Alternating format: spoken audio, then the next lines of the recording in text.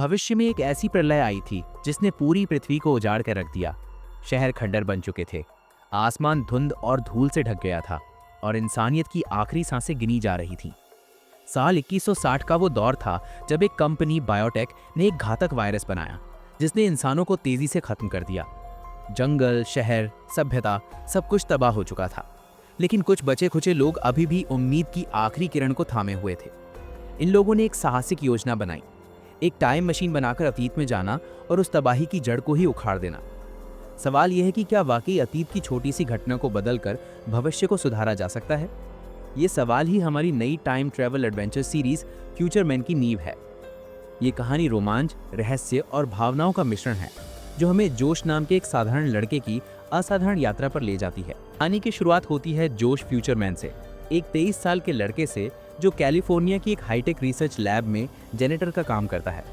जोश की जिंदगी बिल्कुल साधारण है। सुबह वो उठता है अपने पुराने बेडरूम में, जो अभी भी उसके बचपन की यादों से भरा है। पोस्टर, पुरानी गेम कंसोल और उसकी मॉम की बनाई कॉफी की खुशबू। वो लैब में जाता है जहां वो फर्श साफ करता है, लैब इक्विपमेंट के आसपास कचरा उठाता है और वैज्ञानिकों की बातें सुनता है जो जटिल वैज्ञानिक शब्दों में बात करते हैं। लेकिन जोश को इसमें कोई दिलचस्पी नहीं। उसका असली जुनून है बायोटेक वॉर्स, एक वीडियो गेम जो उसे रात रात भर जगाए रखता है। बायोटेक वॉर्स साल 2160 में सेट है। गेम की दुनिया में इंसानियत लगभग खत्म हो चुकी है। एक कंपनी बायोटेक ने एक वायरस बनाया जो पूरी दुनिया को तबाह कर देता है। कुछ बचे हुए लोग जैसे टाइगर और वुल्फ इस कंपनी से लड़ते हैं ताकि इंसानियत को बचाया जा सके। गेम इतना मुश्किल है कि आज तक कोई इसे पूरा नहीं कर सका। जोश इसे हर रात खेलता है, अपने बेडरूम में हेडफोन्स लगाए, स्क्रीन की नीली रोशनी में डूबा हुआ। वो बार बार हारता है लेकिन हार नहीं मानता। टाइगर, गेम की मुख्य कैरेक्टर, उसकी फेवरेट है। वो साहसी, स्मार्ट और तेज तर्रार है। जोश उसे देखकर सोचता है, काश मैं भी ऐसा होता। जोश की असल जिंदगी में कुछ खास नहीं है। वो अभी भी अपने पेरेंट्स के साथ रहता है। उसकी मॉम उसे हर सुबह नाश्ता देती हैं और पापा उसे पुरानी मूवीज की कहानियां सुनाते हैं। लैब में जोश को एक लड़की पसंद है, जेरी। जेरी एक ब्रिलियंट साइंटिस्ट है जिसके बाल हमेशा बंधे रहते हैं और चश्मे के पीछे उसकी आंखें हमेशा किसी गहरे विचार में डूबी रहती हैं। वो उसे दूर से देखता है, उससे बात करने की हिम्मत जुटाने की कोशिश करता है, लेकिन हर बार डर जाता है। वो इतनी स्मार्ट है, मैं बस एक जेनेटर हूँ, वो मुझसे क्यों बात करेगी? ये विचार उसे रोक लेते हैं। लैब में एक और वैज्ञानिक है, कैमिलियन, जो जोश का मजाक उड़ाने का कोई मौका नहीं छोड़ता। अरे जेनेटर, आज फर्श पर क्या गिरा? तेरी उम्मीदें? वो हंसते हुए कहता है। जोश चुपचाप सह लेता है क्योंकि उसे जवाब देना नहीं आता। वो बस अपने काम में डूब जाता है और रात को गेम में। लेकिन एक दिन सब बदल जाता है। एक दोपहर जब कैमिलियन जोश का मजाक उड़ा रहा होता है, लैब का मालिक डॉक्टर क्रोनिश वहां आ जाते हैं। डॉक्टर क्रोनिश एक बुजुर्ग वैज्ञानिक हैं जिनके बाल सफ़ेद हो चुके हैं और चेहरे पर कुछ पुराने निशान हैं। उनकी आंखों में एक अजीब सी चमक है, जैसे वो हमेशा किसी बड़े मिशन में डूबे हुए हैं। वो कैमिलियन को डांटते हैं, कोई काम छोटा नहीं होता। जोश इस लैब का हिस्सा है और उसका काम उतना ही ज़रूरी है जितना तुम्हारा। कैमिलियन चुप हो जाता है और बाकी स्टाफ भी सन्नाटे में। जोश को पहली बार लगता है कि कोई उसकी इज्जत करता है। बाद में डॉक्टर क्रोनिश जोश को अपने ऑफिस में बुलाते हैं। उनका ऑफिस किताबों, चार्ट्स और अजीब से इक्विपमेंट से भरा है। वो जोश को बताते हैं, मेरे चेहरे पर ये निशान हर्पीस की बीमारी के हैं। ये मुझे 1969 में लगी थी, मून लैंडिंग वाली रात को। मैं जवान था, एक पार्टी में गया, एक अनजान लड़की से मिला और खैर उसी रात मुझे ये बीमारी लग गई। मैंने उसी दिन ठान लिया कि मैं इसका इलाज ढूंढूंगा, इसलिए मैंने ये लैब बनाई। अब हम इस बीमारी को खत्म करने के करीब हैं। जोश सुनकर हैरान है। उसे नहीं पता कि इस बात का उसकी ज़िंदगी से क्या लेना देना है, लेकिन वो डॉक्टर की बातों से प्रभावित है। उस रात जोश घर लौटता है। उसका कमरा वैसा ही है, पुरानी गेम कंसोल, बिखरे हुए कपड़े और बेड साइड पर आधा खाया हुआ पिज़्ज़ा। वो बायोटेक वॉर्स शुरू करता है। आज वो कई महीनों की मेहनत के बाद गेम के आखिरी बॉस, एक विशाल म्यूटेंट मॉन्स्टर को हराने के करीब है। घंटों की जंग के बाद आखिरकार वो जीत जाता है। स्क्रीन पर गेम कंप्लीट लिखा आता है। जोश उछल पड़ता है, यस, मैंने कर दिखाया। वो अपनी जीत का जश्न मनाता है। टाइगर को इमेजिन करता है जो गेम में उसे बधाई दे रही है। लेकिन तभी कुछ अजीब होता है। कमरे की लाइट्स फ्लिकर करने लगती हैं। हवा में एक अजीब सी गूंज सुनाई देती है, जैसे कोई मशीन चालू हो रही हो। और अचानक जोश के सामने दो लोग प्रकट हो जाते हैं। एक है टाइगर, लंबी, सख्त और उसी गेम की वर्दी में। दूसरा है वुल्फ, एक मस्कुलर दाढ़ी वाला योद्धा जिसके चेहरे पर जंग के निशान हैं। जोश डर कर पीछे हटता है। ये क्या है? तुम लोग कौन हो? तुम तो गेम के कैरेक्टर्स हो। वो डर से कांप रहा है। टाइगर उसे शांत करती है। जोश, डरने की जरूरत नहीं, हम रियल हैं। मैं टाइगर हूँ और ये वुल्फ। वो गेम जो तुम खेल रहे थे वो कोई फिक्शन नहीं है, वो हमारा फ्यूचर है। साल 1960 में बायोटेक कंपनी एक वायरस बनाएगा जो पूरी दुनिया को तबाह कर देगा। हम आखिरी बचे हुए इंसान हैं। हमने ये गेम बनाया और पास्ट में भेजा ताकि कोई इसे कंप्लीट करे और हमारी मदद करे। तुमने इसे जीता, सो अब तुम चुने गए हो। वुल्फ, जो ज़्यादा इम्पेशेंट है, कहता है, हाँ, और अब तू हमारे साथ टाइम ट्रेवल करेगा। हम उस बायोटेक को शुरू होने से पहले ही खत्म करेंगे, ज़रूरत पड़ी तो मारेंगे भी। जोश को यकीन नहीं होता। Time travel? ये मजाक है ना? ऐसा तो सिर्फ मूवीज़ में होता है। लेकिन टाइगर एक छोटा सा डिवाइस निकालती है जो चमक रहा है। वो कहती है, ये टाइम मशीन है, तैयार हो जाओ। वो डिवाइस एक्टिवेट करती है और अचानक जोश को लगता है जैसे वो किसी टनल में गिर रहा है। जब जोश की आंखें खुलती हैं, वो अपने कमरे में है, लेकिन सब कुछ अलग है। उसका मॉडर्न टीवी गायब है, उसकी जगह पुराना रेडियो है। दीवारों पर 60s के पोस्टर हैं। वो बाहर निकलता है और देखता है कि उसके पापा, जो अब जवान हैं, अपने ग्रैंड पेरेंट्स से डांट खा रहे हैं, ज़्यादा पार्टी मत करना। अचानक वो तीनों जोश, टाइगर और वुल्फ को देखते हैं। चोर कहकर वो अटैक करते हैं। जोश किसी तरह भागता है और बाहर निकलकर देखता है पुरानी कारें, लोग रेट्रो कपड़ों में, और आसमान में मून लैंडिंग की खबरें चल रही हैं। माय गॉड, मैं सच में 1969 में हूँ। वे तीनों एक रेस्टोरेंट में बैठते हैं। वुल्फ खाने पर टूट पड़ता है। फ्यूचर में हमें चूहे खाने पड़ते हैं, ये बर्गर तो जन्नत है। वो हंसता है। टाइगर जोश को समझाती है, आज मून लैंडिंग की रात है। आज हम उस वैज्ञानिक को मारेंगे जो फ्यूचर में बायोटेक शुरू करेगा। उसका नाम है क्रोनिश। जोश चौंक जाता है। डॉक्टर क्रोनिश? वो तो इतने दयालु हैं, उन्होंने मेरी कितनी बार मदद की। लेकिन टाइगर कहती है, उसकी रिसर्च ही वो वायरस बनाएगी, हमें उसे रोकना होगा। जोश विरोध करता है, मारना गलत है। डॉक्टर ने बताया था कि आज की रात उसे एक लड़की से हर्पीस हुआ था। अगर हम उसे उस लड़की से मिलने से रोक दें तो वो लैब कभी नहीं बनाएगा। तभी जोश गलती से टाइम मशीन डिवाइस को टच कर देता है। एक ग्लिच होता है और बाहर भगदड़ मच जाती है। 2 पुलिस ऑफिसर्स उन्हें पकड़ने आते हैं। वुल्फ, जो फ्यूचर का योद्धा है, एक बॉम्ब फेंकता है और एक पुलिस ऑफिसर जॉर्ज मर जाता है। दूसरा ऑफिसर बच जाता है। तीनों भागकर उस पार्टी की लोकेशन पहुंचते हैं जहां यंग क्रोनिश है। जोश फैसला करता है कि वो अकेले पार्टी में जाएगा। वो एक स्पेस सूट पहनता है जो उसे पास के स्टोर से मिला है। लोग मून लैंडिंग के मूड में हैं, ये फिट रहेगा, वो सोचता है। टाइगर और वुल्फ बाहर इंतजार करते हैं। वुल्फ कहता है, मैं क्रोनिश को देखते ही मार दूंगा, कोई रिस्क नहीं। लेकिन जोश उसे रोकता है, मुझे भरोसा है, मैं इसे चेंज कर दूंगा। पार्टी में रेट्रो म्यूजिक चल रहा है, लोग डांस कर रहे हैं और मून लैंडिंग की खबर टीवी पर लाइव है। जोश यंग क्रोनिश को ढूंढता है। वो एक हट्टा कट्टा नौजवान है जो एक लड़की के साथ फ्लर्ट कर रहा है। जोश उनके बीच में जाता है और बातचीत तोड़ने की कोशिश करता है, लेकिन क्रोनिश उसे इग्नोर करता है। जोश घबराता है। फिर एक आइडिया आता है। वो डांस फ्लोर पर जाता है और अपने मॉडर्न डांस मूव्स दिखाता है। 1960s के लोग हैरान हो जाते हैं। लड़की जोश की तरफ आकर्षित हो जाती है। क्रोनिश गुस्से में चला जाता है। जोश खुश है, मैंने कर दिखाया। लेकिन गलती से वो अपना आईफोन वहीं छोड़ देता है, जो एक आदमी उठा लेता है। जोश टाइगर और वुल्फ के पास लौटता है और तीनों 2017 में वापस टाइम ट्रैवल करते हैं। 2017 में लौटकर जोश खुश है, हमने फ्यूचर बदल दिया। लेकिन तभी वो एक बस देखता है जिस पर क्रोनिश की लैब का पोस्टर है। क्या? लैब तो अभी भी है। टाइगर और वुल्फ गुस्सा हो जाते हैं। मैंने कहा था, उसे मार देना चाहिए था। वुल्फ चिल्लाता है। जोश उन्हें अपने घर ले जाता है। वहां उसे कुछ अजीब बदलाव दिखते हैं। उसके पापा के पास अब एक गन है। 1969 में एक चोर घुस आया था, तभी से मैं गन रखता हूँ, पापा बताते हैं। जोश समझ जाता है कि ये वही घटना थी जब वो 1969 में उनके घर में घुसा था। और भी बदलाव है। आईफोन अब ब्लैक एप्पल बन चुका है। जोश का फ़ोन जो 1969 में छूट गया था, उसे किसी ने कॉपी कर लिया और अब वो कंपनी का मालिक है। जोश समझता है कि अतीत में छोटा सा बदलाव कितना बड़ा असर डालता है। लेकिन वो ये नहीं समझ पाता कि क्रोनिश को बीमारी कैसे हुई जब मैंने उसे लड़की से रोका था। टाइगर और वुल्फ अब क्रोनिश को मारने का प्लान बनाते हैं, लेकिन टाइम मशीन को रिचार्ज होने में 48 घंटे लगते हैं। जोश लैब में जाता है और क्रोनिश से पूछता है। क्रोनिश बताता है, उस रात वो लड़की किसी और के साथ चली गई। मैं गुस्से में था, फिर कई सालों तक ढेर सारी लड़कियों के साथ रहा। किसी से मुझे बीमारी लगी। जोश समझता है कि उसने गलती की। उसने क्रोनिश को रोका, लेकिन उसका गुस्सा और रिलेशंस ने बीमारी को जन्म दिया। जोश क्रोनिश को छिपाता है क्योंकि टाइगर और वुल्फ उसे मारना चाहते हैं, लेकिन वो दोनों लैब में घुस जाते हैं। जोश बताता है कि क्रोनिश की रिसर्च ऑनलाइन है, मारने से फ़ायदा नहीं। टाइगर कहती है, हमें और पीछे जाना होगा। शायद क्रोनिश की रिसर्च की जड़ पहले है। वो रिचार्ज होने का इंतजार करते हैं। इस बीच जोश की लाइफ में बदलाव आते हैं।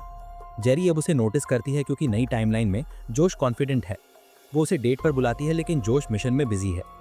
वुल्फ को मॉडर्न फूड से प्यार हो जाता है और वो हर वक्त पिज्ज़ा और बर्गर खाता रहता है जिससे कॉमिक मोमेंट्स बनते हैं। वे फिर 1950 में टाइम ट्रैवल करते हैं जहां क्रोनिश बच्चा है, लेकिन गलती से वो एक फेमस इवेंट बदल देते हैं, जैसे एक रॉक कॉन्सर्ट। इससे फ्यूचर में म्यूजिक इंडस्ट्री बदल जाती है। जोश समझता है कि टाइम ट्रैवल कितना खतरनाक है। वापस 2017 में बायोटेक अब नियोटेक हो चुकी है। तभी टाइगर की आंखों में आंसू छलक आए।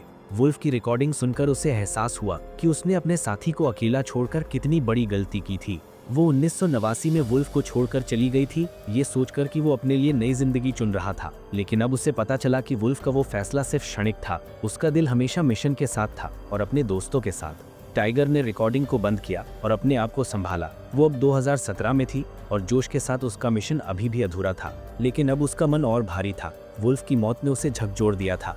उसने ठान लिया कि वो अब इस मिशन को पूरा करेगी, चाहे जोश उसका साथ दे या ना दे। जोश, जो अब भी क्रोनिश को बचाने की जिद में था, टाइगर के पास लौटा।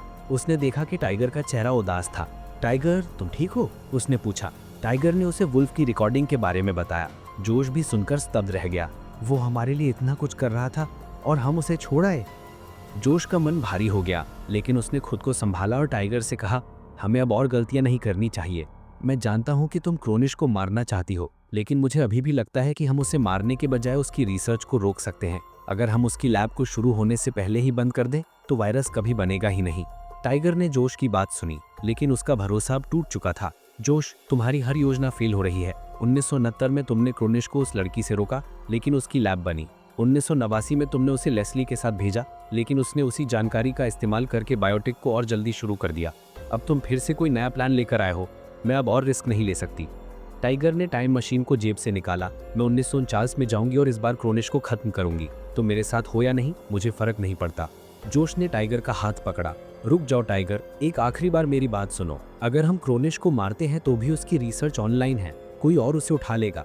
हमें उसकी रिसर्च की जड़ को खत्म करना होगा। मुझे पता है कि क्रोनिश की रिसर्च का आधार उसकी हर्पीस बीमारी थी। अगर हम उस बीमारी को ही खत्म कर दें तो वो कभी लैब शुरू नहीं करेगा। टाइगर ने जोश को घूरा। और ये कैसे होगा? तुम फिर से पास्ट में जाकर क्या करोगे? उसकी बीमारी को ठीक कर दोगे? जोश ने मुस्कुराते हुए कहा, नहीं, ठीक नहीं करूंगा, लेकिन मुझे पता है कि 1969 में क्रोनिश को वो बीमारी कैसे लगी थी। अगर हम उस रात को पूरी तरह बदल दें तो न बीमारी होगी, न लैब और न वायरस। टाइगर को जोश की बातों में फिर से भरोसा नहीं था, लेकिन वो थक चुकी थी। उसने कहा, ठीक है जोश, ये तुम्हारा आखिरी मौका है। अगर ये प्लान भी फेल हुआ तो मैं क्रोनिश को मार दूंगी और तुम मुझे रोक नहीं पाओगे। 1969 में वापसी। टाइम मशीन अब रिचार्ज हो चुकी थी। जोश और टाइगर ने फिर से 1969 में टाइम ट्रैवल किया। इस बार जोश का प्लान था कि वो क्रोनिश को उस पार्टी में जाने ही ना दे। अगर क्रोनिश पार्टी में नहीं गया तो न वो उस लड़की से मिलेगा, न उसे बीमारी होगी और न ही वो लैब शुरू करेगा। लेकिन 1969 में पहुंचते ही उन्हें एक नई समस्या का सामना करना पड़ा। पुलिस अब भी उनकी तलाश में थी। 1969 में हुए बम ब्लास्ट की वजह से पुलिस को टाइगर और वुल्फ की तस्वीरें मिल चुकी थीं और अब जोश भी उनके रडार पर था। वे तीनों एक पुराने गोदाम में छुपे। टाइगर ने कहा, हमें जल्दी करना होगा, पुलिस हमें ढूंढ लेगी और अगर हमें पकड़ लिया गया तो मिशन खत्म। जोश ने सहमति जताई। उसने कहा, हमें क्रोनिश के घर जाना होगा। वो आज रात पार्टी में जाने वाला है। अगर हम उसे घर पर ही रोक लें तो सब ठीक हो जाएगा। वे क्रोनिश के घर पहुंचे। 1969 का क्रोनिश जवान था, आत्मविश्वास से भरा हुआ और पार्टी के लिए तैयार हो रहा था। जोश ने दरवाजा खटखटाया। क्रोनिश ने दरवाजा खोला और जोश को देखकर हैरान हुआ। तुम कौन हो? और ये लड़की? उसने टाइगर को देखकर कहा। जोश ने जल्दी से कहा, डॉक्टर क्रोनिश, हमें आपसे बात करनी है, ये बहुत जरूरी है। क्रोनिश ने उन्हें अंदर बुलाया, लेकिन उसका शक खत्म नहीं हुआ। जोश ने क्रोनिश को एक कहानी सुनाई। हम यूनिवर्सिटी के स्टूडेंट्स हैं। हमने सुना है कि आप एक ब्रिलियंट साइंटिस्ट हैं। हम आपसे एक प्रोजेक्ट के बारे में बात करना चाहते हैं। क्रोनिश को थोड़ा गर्व महसूस हुआ। वो अंदर ले गया और बात करने लगा। जोश ने धीरे धीरे बात को घुमाया और कहा, हमने सुना है कि आज रात की पार्टी में कुछ खतरनाक लोग होंगे, आपको वहां नहीं जाना चाहिए। क्रोनिश हंसा। खतरनाक लोग? ये तो बस एक मून लैंडिंग सेलिब्रेशन है, मैं तो जा रहा हूँ। जोश ने टाइगर की तरफ देखा। टाइगर ने अपनी जेब से एक छोटा सा डिवाइस निकाला, फ्यूचर का एक स्टन गन। उसने क्रोनिश को बेहोश कर दिया। ये रहा तेरा प्लान, टाइगर ने गुस्से में कहा। अब क्या, हम इसे किडनैप करेंगे? जोश ने कहा, हाँ, बस आज की रात हम इसे कहीं दूर ले जाएंगे ताकि वो पार्टी में ना जाए। वे क्रोनिश को एक आरी में डालकर शहर से बाहर ले गए, लेकिन रास्ते में उनकी कार खराब हो गई। तभी पुलिस की गाड़ी उनके पीछे आ गई। जोश और टाइगर ने क्रोनिश को कार में छोड़कर भागने की कोशिश की, लेकिन पुलिस ने उन्हें घेर लिया। टाइगर ने टाइम मशीन निकाली और आखिरी मौके पर उससे एक्टिवेट किया। वे 2017 में वापस आ गए, लेकिन क्रोनिश उनके साथ नहीं था।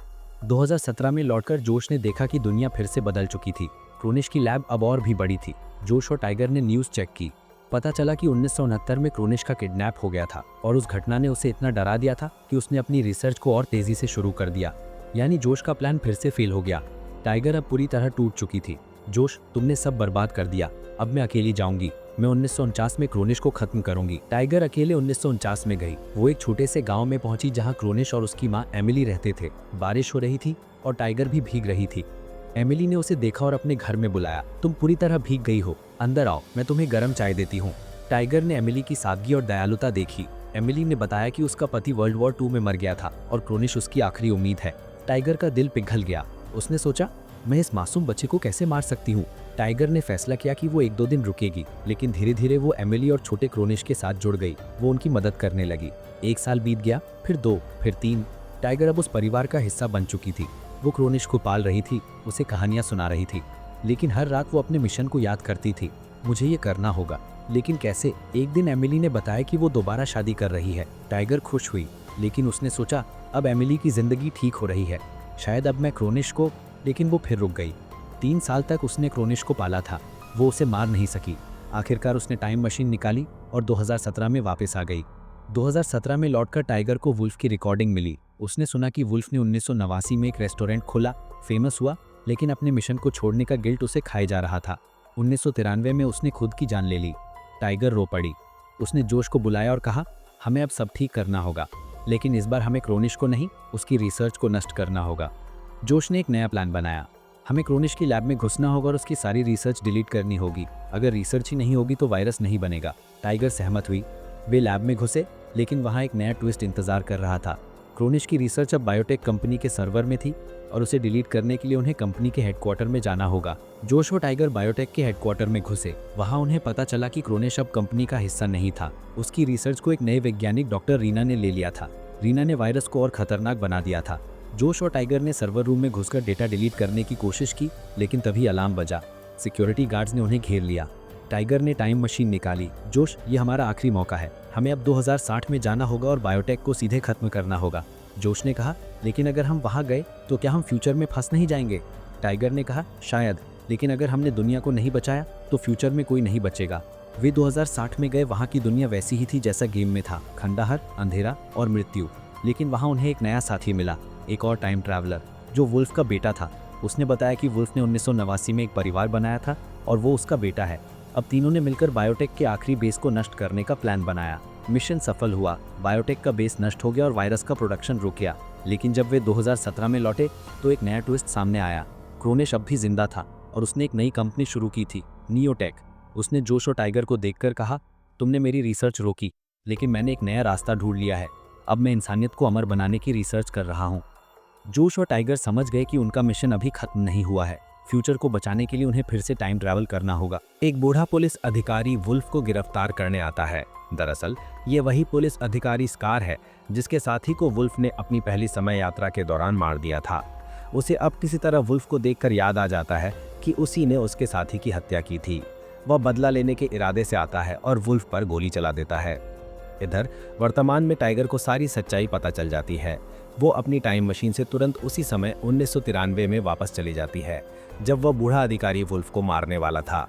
इस बार टाइगर टाइमलाइन को बदलते हुए वुल्फ को ठीक गोली लगने से पहले अपने साथ भविष्य में ले आती है। ये देखकर वह पुलिस अधिकारी डर जाता है, क्योंकि जिसे वह सालों से मारना चाहता था वह उसके हाथों से निकल गया। उसे ये भी पता चलता है कि उनके पास टाइम मशीन है। उधर 2017 में जॉश को बहुत बुरा लग रहा है, क्योंकि उसी की गलती से उसने डॉक्टर क्रोनिश को पहले मारने से रोक दिया था। इस वजह से 2017 में डॉक्टर क्रोनिश की एक विशाल प्रयोगशाला बन चुकी है जो जल्द ही दुनिया को तबाह कर सकती है। टाइगर भी जॉश से नाराज होकर चली जाती है। निराश जॉश अपने घर लौटता है, लेकिन वहाँ उससे पता चलता है कि उसका घर अब पहले जैसा नहीं है। इस नई टाइमलाइन में उसका घर बहुत बड़ा और आलीशान है। ऑनलाइन सर्च करने पर उसे पता चलता है कि इस टाइमलाइन में गूगल अब ब्लूगल बन चुका है और वह स्वयं एक मशहूर ऑनलाइन गेमर और एक बड़ी एनर्जी ड्रिंक कंपनी का मालिक है। जॉश ये सब जानकर खुशी हुआ था कि तभी उसके दरवाजे पर टाइगर और वुल्फ आ पहुंचते हैं। दोनों उससे बताते हैं कि जब जॉश 2017 में टाइगर के साथ वापस आया था तब से वह सिर्फ अपने घर में ही रहा, लेकिन इस बीच टाइगर ने अतीत में 3 साल और वुल्फ ने 4 साल बिताए। जॉश तो यहाँ कुछ समय पहले ही आया था और उसने एक दिन भी नहीं बिताया। जॉश को ये भी पता चलता है कि जैसे वह पहले डॉक्टर क्रोनिश को नहीं मार सका, वैसे ही टाइगर भी छोटे क्रोनिश को मारने का मौका होने के बावजूद ऐसा नहीं कर पाई। अब भी उन्हें भविष्य को बचाना है। तीनों मिलकर एक नया प्लान बनाते हैं, लेकिन टाइगर एक बुरी खबर देती है कि पिछली बार वुल्फ को बचाते समय उस पुलिस अधिकारी की गोली टाइम मशीन पर लग गई थी और अब वह पूरी तरह टूट चुकी है, यानी अब वे दोबारा टाइम ट्रैवल नहीं कर सकते। टाइगर अपने प्लान के तहत क्रोनिश की प्रयोगशाला के एक कर्मचारी से दोस्ती करती है ताकि वे प्रयोगशाला में घुस सके, लेकिन तभी वही पुलिस अधिकारी जिसने 1993 में वुल्फ को मारने की कोशिश की थी, टाइगर को पहचान लेता है। वह समझ जाता है कि 1969, 1993 और अब 2017 में टाइगर और वुल्फ एक जैसे ही दिखते हैं, यानी वे टाइम ट्रैवलर हैं। टाइगर उस कर्मचारी से पता कर लेती है कि डॉक्टर क्रोनिश ने अपनी नई प्रयोगशाला बनने के बाद खुद को सबसे ऊपरी मंजिल पर कैद कर लिया है। वे किसी से मिलते नहीं क्योंकि उन्हें डर है कि 3 टाइम ट्रैवलर उन्हें मार देंगे। जॉश ने पहले ही क्रोनिश को सारी सच्चाई बता दी थी, इसलिए वह अपनी सुरक्षा के लिए बाहर नहीं निकलते। लेकिन कर्मचारी बताता है कि 3 दिन बाद क्रोनिश एक बड़ी खोज की घोषणा के लिए बाहर आएंगे। टाइगर फैसला करती है कि वे उसी समय क्रोनिश को मार देंगे। इधर जॉश को इस नई टाइमलाइन के बारे में और जानकारी मिलती है।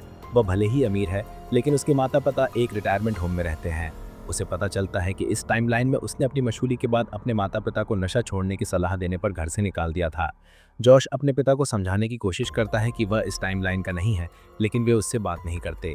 तभी जॉश को एक विचार आता है। वह टाइगर और वुल्फ से कहता है कि इस टाइमलाइन में उसने कभी बायोटिक वॉर्स गेम नहीं खेला।